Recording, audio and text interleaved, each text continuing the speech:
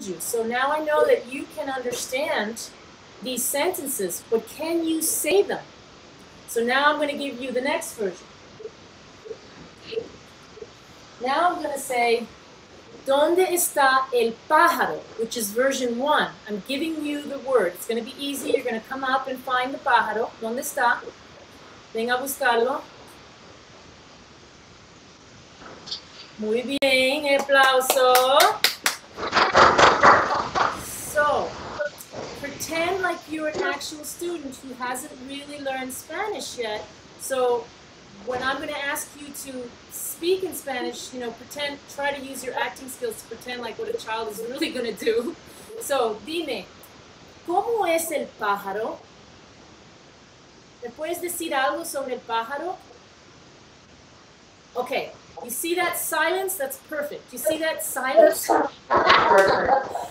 As soon as you see the student is like frozen or thinking too much or not comfortable especially, you want to jump right in and use a scaffolding technique, which goes like this. Espérate, ¿cuál es su nombre otra vez? Francis. Francis, ¿el pájaro es grande o es pequeño? El pájaro es pequeño. El pájaro es pequeño. Dime, ¿el pájaro tiene pelo o tiene plumas? El pájaro tiene plumas. ¿Y qué hace el pájaro? ¿Qué hace? Vuela. El pájaro vuela. Aplauso, aplauso. Okay, so what we're doing there, we're easing into the next version, which is, this version is to develop the speaking skills, right?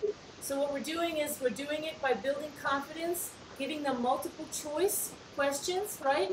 And remember, we're repeating the same sentences all the time. So they'll be able to recall it eventually.